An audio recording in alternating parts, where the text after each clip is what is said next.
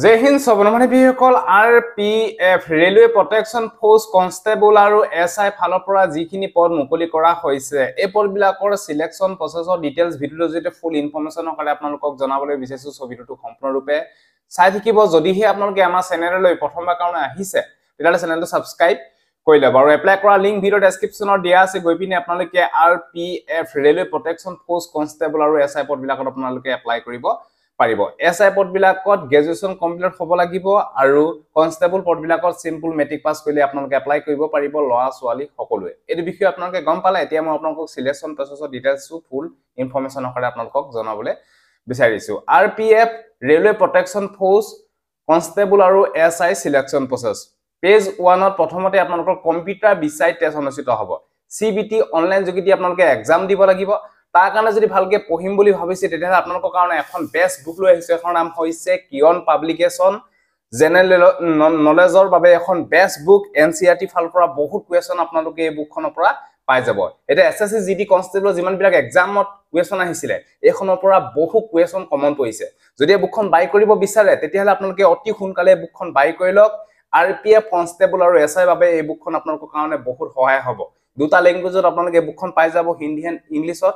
আপোনালোকে এই বুকখন পৰাপক্ষত বাই কৰি লওক, বেছি দামো নহয়। আমাজনৰ লিংক ভিডিঅ' ডেসক্ৰিপশ্যনত দিয়া আছে, গৈ পিনে আপোনালোকে অতি সোনকালে বাই কৰি লওক। নাম হৈছে কিয়ন পাব্লিকেশ্যনৰ আৰপিএফ কনষ্টেবল আৰু এছআই বাবে এই জেনেৰেল নলেজৰ NCERT বুকখন আপোনালোকে বাই কৰি লওক। ভিডিঅ' ডেসক্ৰিপশ্যনত আমাজনৰ লিংক দিয়া আছে।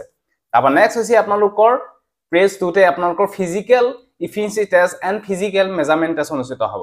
প্ৰথমতে কম্পিউটাৰ বিচাইড এক্সাম হ'ব, তাৰপিছত আপোনালোকৰ physical efficiency test and physical measurement test অনুষ্ঠিত হ'ব।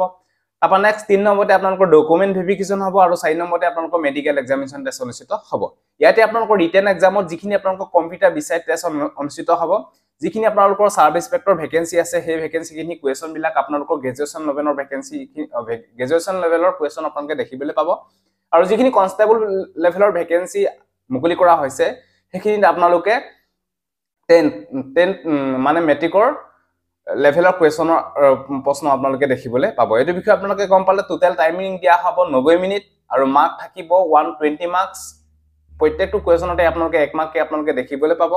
ইয়াতে আপোনালোকে জেনেৰেল ইণ্টেলিজেন্স ৰিজনিঙৰ পৰা 35 আহিব, জেনেৰেল এৱাৰনেছৰ পৰা 50 মাৰ্ক আহিব। টোটেল আপোনালোকে 120 মাৰ্ক আপোনালোকে দেখিবলৈ পাব। আৰু বুকখন আপোনালোকে এখন বাই কৰি লওক। আপোনালোকে ৰিটেন এক্সামৰ কাৰণে এখন বেষ্ট বুক। আজিকালি যিকোনো ধৰণৰ এক্সামতে আপোনালোকে ফাৰ্ষ্ট টাইম ৰিটেন এক্সাম হয় আৰু ৰিটেন এক্সামত আপোনালোকে গম পাইছে এটা ভালটো মাৰ্ক পাবই লাগিব। তাৰ কাৰণে বুকখন আপোনালোকে বাই কৰি লওক, নিজৰ কাৰণে বহুত ভাল হ'ব, কাৰণ এখন বুকৰ পৰা বহু প্ৰশ্ন কমন পৰিছে।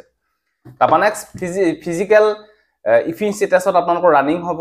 এইখিনি ওপৰত মই আপোনালোকক নেক্সট ভিডিঅ' দিবলৈ চেষ্টা কৰিম। ফিজিকেল মেজাৰমেণ্ট টেষ্ট অনুষ্ঠিত হ'ব।